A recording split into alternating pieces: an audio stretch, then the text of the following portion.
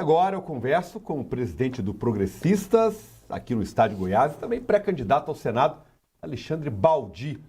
A gente vai falar sobre o cenário político, a disputa ao Senado, a venda da Enel, entre outros assuntos também. Presidente, pré-candidato, é um prazer recebê-lo aqui no Jornal da Gazeta, edição do almoço. Boa tarde. Obrigado, Thiago. Um prazer enorme poder estar aqui contigo na Gazeta, podendo falar com todo o público, juntamente contigo aqui. Bom, lembrando, Fred, pode por gentileza colocar o telefone aí na tela? O nosso telespectador tem acesso direto aqui nos estúdios da TV Gazeta. Então você pode mandar a sua pergunta, mandar o seu recado, a sua mensagem ao presidente do PP e pré-candidato ao Senado, Alexandre Baldi. 3249-8883. Não deixe aí de enviar a sua mensagem. Bom, o governador Ronaldo Caiado parece que não vai lançar um nome da base ao Senado Federal, a única vaga do Senado Federal. Com que olhos você enxerga esta muito provável decisão do governador de deixar livre?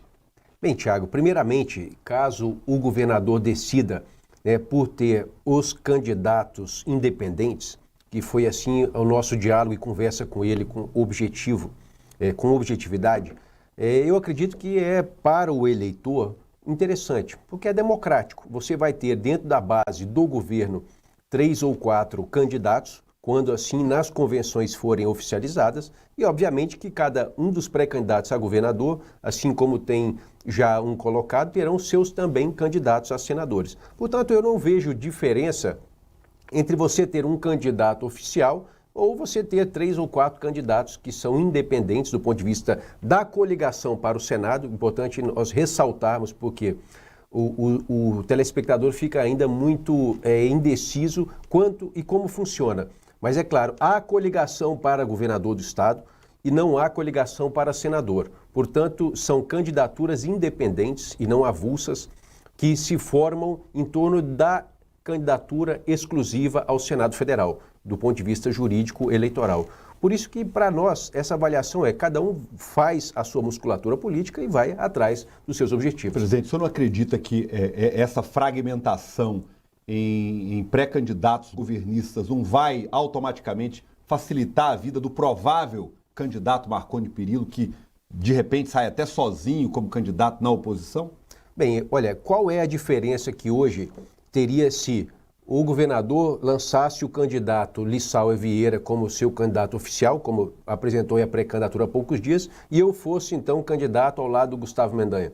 Que diferença em termos de visão para o eleitor, quando ele for avaliar nos programas de TV, quando ele for avaliar nas redes sociais e no dia a dia de uma campanha eleitoral?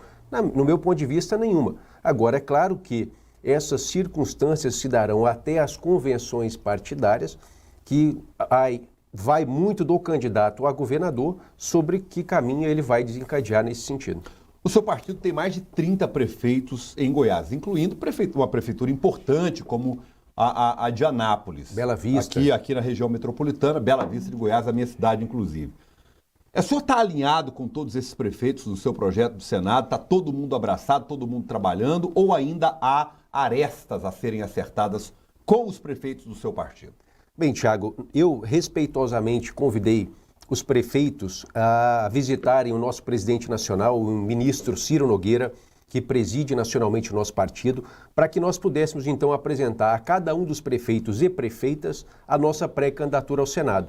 E lá foi um apoio maciço. Todos os nossos prefeitos nos apoiaram unanimemente a pré-candidatura ao Senado. Portanto, essa decisão foi democrática, certo? Levamos até o presidente nacional, que é o ministro Ciro, para que ele pudesse entender o seguinte: dentro do Partido Progressista, o apoio entre prefeitos e vice-prefeitos, assim como prefeitas e vice-prefeitas, é unânime.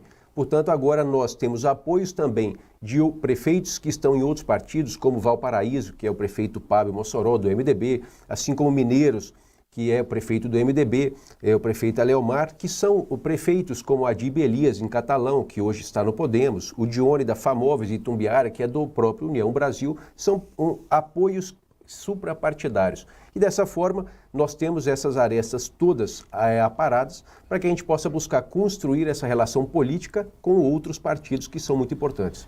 O senhor, quando ministro das cidades, trabalhou muito na distribuição de recursos aqui em todas as regiões de Goiás. Eu acompanhei isso de perto no dia a dia do jornalismo e etc.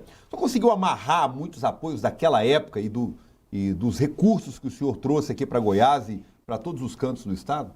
Tiago, é bom a gente ser sincero nesse aspecto para poder avaliar e para poder mostrar àquele que nos assiste nesse momento. Eu nunca coloquei recurso no nosso estado, no meu estado de Goiás, esperando apoio político ou esperando contrapartida. Quando eu liberei a retomada da obra do BRT Norte-Sul na cidade de Goiânia, capital do estado, eu não pedi ao prefeito Íris Rezende, o então prefeito, apoio político. Eu liberei porque eu estava como o 8º goiano na história do nosso estado, ministro de estado, que era possível retomar uma obra da envergadura como o BRT Norte-Sul, e assim eu fiz, com quase 400 milhões de reais liberados para que aquela obra fosse retomada e fosse dada continuidade. Assim como também a retomada da obra do conjunto habitacional Parque São Pedro, na cidade de Aparecida de Goiânia, assim como também uma obra de abastecimento de água em Anápolis, a minha cidade de Anápolis, em 17 dias enquanto ministro, eu fiz a liberação daquele recurso. Apesar das relações políticas, eu liberei recursos para todo o estado, assim como para a cidade de Goiás, que era uma prefeita de um partido de oposição, nós fizemos assim com todos. A expectativa é de que, com a nossa trajetória, que trouxe para Goiás o meu trabalho, mais investimento em moradia, foram mais de 53 mil moradias para famílias de baixa renda, famílias vulneráveis. Investimento em saneamento básico, como disse, linhão de abastecimento de água de Goiânia para Aparecida, em Anápolis e no entorno, com a retomada da obra de Corumbá, que há poucos dias foi inaugurada. Foi quase 100 milhões de recursos que eu coloquei naquela obra que vai abastecer o entorno do DF, assim como o próprio Distrito Federal. Eu nunca esperei apoio em troca, sempre fiz aquilo que eu achava que era importante para o nosso estado e para a vida dos goianos. Muitas mensagens chegando aqui, o canal está aberto para você falar com o presidente do Progressistas, Alexandre Baldi, que está conosco aqui nos estúdios, a Maria de Lourdes Oliveira. Tiago, Baldi, boa tarde. Hoje, se tem onde morar, sou grata a você. A minha residência é no Cerrado 2, em Goiânia. Eu e os meus vizinhos somos muito agradecidos. Obrigado, Maria, pelo carinho da audiência aí. Um abraço bem apertado a você e a todos os seus vizinhos do Cerrado 2. Baldi. Obrigado, Tiago. Obrigado, Maria. Mensagens como essa que fazem valer a pena estar na vida pública. Entregar uma chave de uma casa, como foi para você, Maria, assim como para várias, milhares de famílias, é o que me deu mais estímulo para nem sair candidato em 2018, ficar no Ministério das Cidades e poder fazer mais para aqueles que precisam e precisam muito. Uma chave é um sonho da casa própria para todas as famílias brasileiras. Eu trabalhei muito para que eu pudesse entregar 1.200 moradias todos os dias enquanto eu estive ministro em toda parte. Por isso que eu quero aqui registrar que a minha luta pela casa própria, a luta pela moradia, ela foi pelo trabalho que eu já realizei e continuará sendo, porque é aquilo que eu acredito que é o básico, que é um direito constitucional, mas acima de tudo é um direito que dá à pessoa a dignidade para que ela possa sair e buscar o seu trabalho. Olha, uma mensagem aqui do nosso querido amigo Walter Felipe, está lá no setor São José. Ô Tiago, será que o Baldi não deveria ser candidato ao Senado em São Paulo, já que ele mudou para lá, não? Parabéns pela entrevista. Obrigado, Walter. Bem, Tiago, Walter, para ser bem objetivo, eu fui para o estado de São Paulo para ter uma experiência que era algo que, para mim, é muito importante, comandar o maior sistema de transporte público do Brasil. Comandei todos os dias mais de 10 milhões de passageiros que usavam ônibus, trens e metrô de São Paulo. Portanto, passei em São Paulo 34 meses, o que não me influencia a minha vida e toda a minha história e trajetória aqui no nosso estado de Goiás. Eu sou nascido aqui, criado aqui, tenho uma indústria aqui, tenho centenas ou milhares de funcionários aqui em Goiás, na minha fábrica, indústria, na produção rural, certo? Pago meus impostos aqui e fui adquirir mais experiência para que eu pudesse voltar para Goiás e discutir, por exemplo, o transporte público de Goiânia, que eu quero crer que poucas pessoas na gestão pública têm a condição e capacidade de discutir comigo o transporte público, seja de Goiânia, seja do entorno, ou seja de qualquer região do nosso estado de Goiás. Ô, presidente, a corrida pelo Senado em Goiás, ela promete muitas emoções. No grupo governista nós temos Alexandre Baldi, por um nome de peso, tem um partido forte, enfim, foi ministro das cidades. Delegado Valdir, que foi campeão de votos em 2 eleições consecutivas na casa de 274 mil votos. É muito voto. Nós temos ainda João Campos, que deputado federal várias vezes, tem uma base forte, sobretudo no meio evangélico e com a pauta da segurança pública. Nós temos o Luiz do Carmo, que atualmente é senador da República, e ainda o Lissau Vieira, que é presidente da Assembleia Legislativa do Estado de Goiás, tem um apoio muito forte, sobretudo na região sudoeste do estado, e circula muito bem também como deputado municipalista. O que o senhor tem de diferente dos seus concorrentes? Aí sem falar no Wilder, que já foi senador, que faz parte do grupo do Major Vitor Hugo, e do provável candidato Marconi Perillo, ex-governador do estado. O que o senhor tem de diferente dos seus concorrentes para apresentar ao eleitor goiano, para pedir agora o apoio e depois, obviamente, o voto? Tiago, primeiramente eu quero que o telespectador entenda o que faz um senador. Nós hoje temos dificuldade de entender para que serve um senador da República, para representar o nosso estado, a nossa federação no Senado e defender os interesses do estado e dos goianos. Portanto, o que precisa ter um senador? Força política. Para quê? Porque a gente sabe que o Brasil é grande, são 5.570 cidades, 27 unidades federativas e a moradia, que é o recurso que o governo federal libera, porque 70% do imposto que a gente paga fica lá no governo federal. Ele pode ir para o Rio Grande do Sul, para o Rio Grande do Norte ou pode vir para Goiás. E qual é a diferença? Força política para que quem tenha o mandato consiga trazer para cá, para o estado de Goiás. E a minha trajetória, ela mostra claramente. Eu, enquanto estive deputado federal, um único mandato, uma única eleição, saí e continuo industrial para poder representar o nosso estado, eu fui o parlamentar que mais trouxe recursos na história de Goiás para a vida dos goianos. E dessa forma, eu quero aqui claramente dizer, eu tenho experiência, tenho maturidade, tenho projeto e, sobretudo, tenho força política para quê? Para que eu, retornando ao Congresso Nacional como senador da República, claramente nós vamos ter força para que a gente possa trazer recursos. Recursos para moradia, recursos para saneamento básico, recursos para mobilidade urbana, transporte público, recursos para melhorar a vida dos goianos. Acima de qualquer outro, que são muito respeitosos os candidatos, a gente tem experiência, trajetória, força política e, sobretudo, colocar Goiás num protagonismo nacional que não é importante para mim, é importante para os mais de 7 milhões de goianos que terão a sua vida melhorada com esses recursos que a gente paga de imposto e que precisa voltar do governo federal aqui para os nossos municípios goianos. Bom, além do seu desejo de virar senador por Goiás, quais são os outros objetivos do Progressistas aqui no estado para essas eleições de 2022? O que o partido quer alcançar nas eleições deste ano, presidente?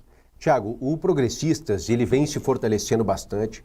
Nós construímos uma chapa forte e expressiva para deputados estaduais. Nosso objetivo é elegermos 5 deputados estaduais para representar na Assembleia Legislativa. Temos mulheres, como uma grande força, assim como a primeira-dama de Anápolis, a nossa pré-candidata a deputada estadual, a primeira-dama de Formosa. Temos mulheres que têm força para estar representando como a nossa maior parte das prefeitas, que foi o maior crescimento proporcional de mulheres nas prefeituras em 2020. Temos o projeto para a reeleição dos nossos 2 deputados federais, Adriano do Baldi e José Nelto, assim como buscar 3 vagas na Câmara Federal. Nós temos força, temos vitalidade política e temos musculatura para que a gente possa eleger 3 deputados federais em 2022. Quer manter as 2 de hoje, e buscar mais um. O Adriano e o Zé Nelto, e ainda buscar uma terceira. E esse é o nosso objetivo. E lembrando que, Tiago, nós somos o Partido Progressista, que é o maior apoiador do presidente da República, Jair Bolsonaro. Isso é claro e nítido, o nosso apoio e a nossa base. Portanto, aqueles que estiverem conosco terão apoio, assim como darão este apoio, para que a gente possa mostrar essa força e musculatura política e dar no Congresso Nacional o apoio que o presidente precisa para aprovar as medidas necessárias para que o governo federal seja bom para os brasileiros. O senhor nunca escondeu que, assim, eu estou com o Caiado se o Caiado estiver comigo na minha candidatura, se eu for candidato a Senado. Inclusive, o seu irmão, secretário de Indústria e Comércio, esteve aqui e reafirmou na mesma linguagem. Eu percebi uma sintonia muito grande entre o discurso de vocês. A gente está junto desde que o Baldi seja o candidato, ponto.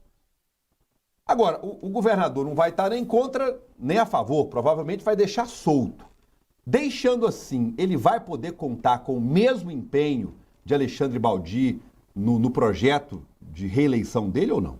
Bem, Thiago, isso aí é algo que ele vai ter que tomar a decisão e eu não posso pontuar qual será a decisão do governador. Se ele vai desejar e buscar um candidato único, um candidato oficial, como tradicionalmente se faz, ou se ele terá, então, estes pré-candidatos se formalizando como candidatos e ter independentes candidaturas ao Senado. Se deixar independente, o senhor vai estar com ele no palanque pedindo voto ou não? Agora, o mais importante estaremos juntos com ele, estaremos pedindo votos a ele. O nosso candidato ao governo terá o nosso apoio e terá o nosso trabalho. Agora, sem dúvida alguma que a nossa base, quando ela entende que esse prestígio, esse trabalho, base que eu digo são prefeitos, prefeitas, vereadores, lideranças por todo o Estado, a nossa estrutura e musculatura política, você disse, e bem, ela é forte e grande no Estado. Ela tem que entender que esse prestígio dado ao nosso partido e dado ao candidato majoritário que é do partido, seja importante e, é claro, vai ser, sim, recíproco. Tá, eu não sei se o senhor não entendeu ou se o senhor não quis entender a minha pergunta. Se Gustavo Mendanha te chamava assim, ó, aqui você vai ser o candidato único, sozinho comigo. E o Caiado fala assim, não, aqui todo mundo pode ser candidato. O senhor continua com o Caiado, disputando junto com todo mundo, ou o senhor pode ir para a chapa de Gustavo Mendanha para ser o candidato único lá? Acho que agora eu fui mais claro. Thiago, essa é uma pergunta que eu sempre fui claro e objetivo em dizer. Nós temos um partido que é democrata, que é um partido que define e decide entre a nossa maioria. Os nossos prefeitos e prefeitas, vice-prefeitos e vice-prefeitas, assim como liderança em todo o Estado, serão ouvidos. Para que nesse cenário definido que o governador terão vários candidatos, como nós já fizemos por esta opção, que se for então decisão do partido pela maioria apoiar a candidatura do governador Ronaldo Caiado, nós o apoiaremos. Se a decisão da maioria for por apoiar outra candidatura, nós assim o faremos. Ok, bom, eu queria que a gente falasse um pouquinho sobre o cenário da política nacional. O senhor já relembrou-nos aqui de que o PP é um partido que está com o presidente da República, Jair Bolsonaro, no seu projeto de reeleição. Mas como é que o senhor analisa hoje esta polarização que a gente tem de Lula e Bolsonaro? Vários outros quadros tentam se movimentar, mas sem quase nenhum sucesso. Tivemos agora há pouco o anúncio aí da desistência de João Dória, alguém que, inclusive, com quem o senhor trabalhou lá no governo de São Paulo. Eu queria que o senhor fizesse uma análise da desistência de João Dória e também da polarização atual na política nacional. Bem, Thiago, as pré-candidaturas, hoje, nesse momento, elas são difíceis de nós avaliarmos que existirá uma via alternativa, ou a famosa terceira via, como assim são chamados.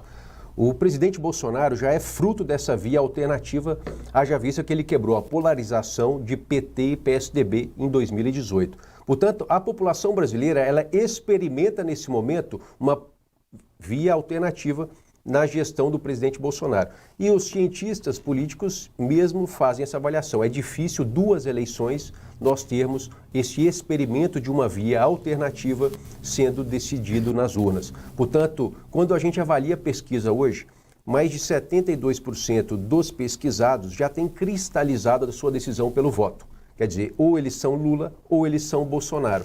E, portanto, quando nós entendemos que menos de 28% há de espaço para uma via alternativa crescer, nós entendemos que não são viáveis. E aí, quando a eleição de fato for iniciada formalmente, nós entenderemos que aqueles que ainda não têm o seu voto, como estão nesses 28% que podem pender para um ou para outro, eles terão provavelmente a sua avaliação do voto útil, que é aquele sentido, olha, eu sou centro-direita, prefiro que o PT não vença a eleição. Portanto, já que o meu candidato não tem condição de vencer, eu deverei então encaminhar o meu voto para o presidente Bolsonaro. Assim como aquele que for de centro-esquerda definirá então pelo apoio ao candidato Lula. Portanto, eu acredito sim que essa polarização ela está conflagrada, ela está colocada e não abre espaço em absolutamente nenhum para que uma via alternativa possa ser competitiva.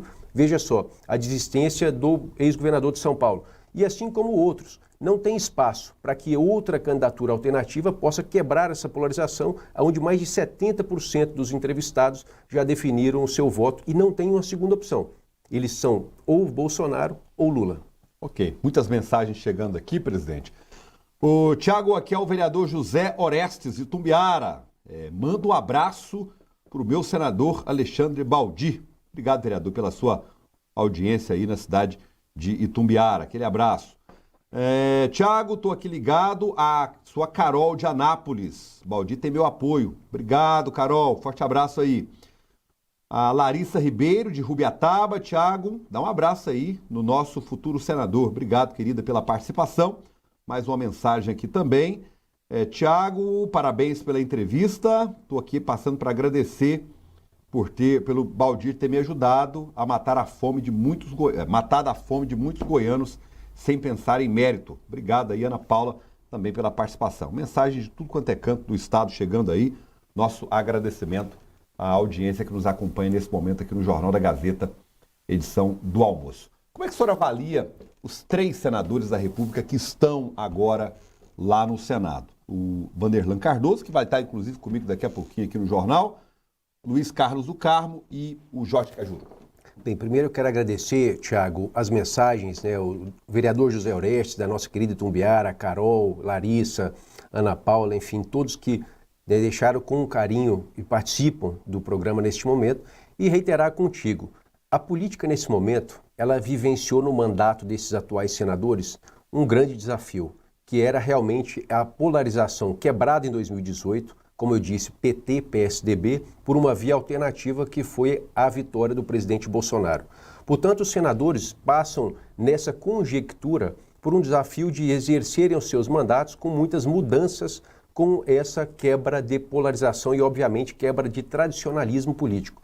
Eu creio que eles, cada um com seu perfil, cada um com a sua plataforma, têm tentado trabalhar pelo Estado e, obviamente, tentado trabalhar pelo Brasil, assim como as suas realizações. O Vanderlan foi importante para a reconfiguração da dívida do Estado de Goiás, pela aprovação do regime de recuperação fiscal, porque foi relator dessa medida. Eu lembro que, inclusive, na Câmara, quando o presidente Arthur Lira decidiu pautar para que ele pudesse, então, apoiar, foi um lutador. Quer dizer, cada um tem o seu trabalho, cada um tem o seu perfil e, obviamente, cada um tem a sua necessidade de prestar contas à população pelo exercício do seu mandato. Ok, o Rafael mandou aqui, Tiago, dá um abraço do Baldi. Eu queria saber dele se o jogo para o governo do estado aqui em Goiás está aberto ainda, na opinião dele, ou o Caiado é muito favorito. Obrigado, querido, pela pergunta difícil, hein, senador? Bem, obrigado, Rafael, um abraço a você também e dizer que o cenário para o governo do estado, na minha visão, é um cenário, sim, aberto, O governador Ronaldo Caiado tem o seu favoritismo, a possibilidade da candidatura do ex-governador Marconi Perillo ao governo do estado é algo que pode desencadear no segundo turno mais provável, aonde teria então 3 candidaturas de oposição, Vitor Hugo, Gustavo Mendanha e Marconi Perillo, aonde quase que certo que o segundo turno aconteceria, e aí sim nós poderíamos dizer que esse cenário estaria ainda mais aberto. Portanto, é uma perspectiva ainda, é uma eleição que existe o favoritismo do governante, toda a reeleição ela foi implementada para o governante ser reeleito, portanto, não é e não será diferente em Goiás, mas a possibilidade de ter essas 3 candidaturas de oposição, elas certamente levarão ao segundo turno e aí sim um cenário mais amplo e aberto. Presidente, para a gente encerrar, o Brasil tem uma tradição de campanhas muito caras, são campanhas extremamente onerosas para os candidatos. E essa campanha do Senado, então, é uma campanha tradicionalmente também muito cara. Eu acho que isso prevalece nessas eleições, vai dar para driblar usando estratégias alternativas, agora também com a ferramenta das redes sociais, o que muda? Eu queria ouvir sobre o curso da campanha com o senhor como presidente de um partido importante no Estado e também como pré-candidato ao Senado Federal. Tiago, sem dúvida alguma, as campanhas políticas, elas têm se tornado a cada eleição mais onerosas, mais caras. E nós temos que, sim, de forma responsável, até porque quando se implementou um recurso público, que é o Fundo Eleitoral para financiamento de campanhas eleitorais, tem que haver uma prestação de contas e uma transparência absoluta e completa com a população. Por isso que eu acredito que, dado a essa condição, as estruturas diminuíram, os custos diminuíram e tendenciosamente as eleições se tornarão menos onerosas a cada uma das suas situações. Portanto, a eleição de 2014, ela teve um custo, depois de 2016 outro, 2018, com a implementação dessas possibilidades, da impossibilidade da doação de pessoa jurídica, que é por parte de empresas, aonde também se promovia ali um desequilíbrio, a correção do autofinanciamento, Veja que em 2019 o Congresso mudou também a regra para o autofinanciamento. Antes, o candidato poderia autofinanciar 50% do valor do seu patrimônio. Hoje ele pode 10% do valor da sua renda. Portanto, foram várias as regras alteradas e colocadas para tornar o cenário mais equilibrado. E, portanto, tendendo para que os custos sejam também reduzidos, o que eu acredito que esteja acontecendo. O senhor acha que essa mini reforma que a gente teve, ela é positiva para a discussão, para o debate, inclusive para o custo da campanha no país? Olha, eu acredito que sim. Trouxe o custo para baixo das eleições. Eu acredito que também seria necessário nós voltarmos com o financiamento privado para diminuir a necessidade de financiamento público de forma mais transparente, mais clara, aonde, por exemplo, uma empresa que doa para um candidato, né, ao executivo, para governador, ele não poderia doar para o outro. Regras que fossem mais transparentes e compreensivas por parte do eleitor. Porque não pode uma empresa doar para os 3 candidatos que são ao governador e qualquer um que ganhar, obviamente, eles terem. Assim como funciona nos Estados Unidos. É uma democracia aberta, é um país liberal. Se é o desejo do Brasil caminhar nesse sentido, que a gente possa diminuir o dinheiro público e fazer com que haja, sim, a participação, né, de entes privados, seja na pessoa física, seja na pessoa jurídica, mas de forma clara, transparente e, sobretudo, no dia a dia, para que aquele que foi eleito, como é no Congresso americano, que ele possa lá, eu defendo o setor, eu defendo tal segmento, mas são aqui claramente, de forma transparente, feitas e apresentadas as doações para suas campanhas eleitorais. Bom, Alexandre Baldi, pré-candidato ao Senado, presidente do Progressistas em Goiás, conversando conosco. Muito obrigado, presidente, um forte abraço, uma ótima semana ao senhor. Obrigado a você, Tiago, obrigado a todos os telespectadores que participaram conosco, obrigado à Rede Gazeta pela essa oportunidade, desejo a todos uma excelente semana.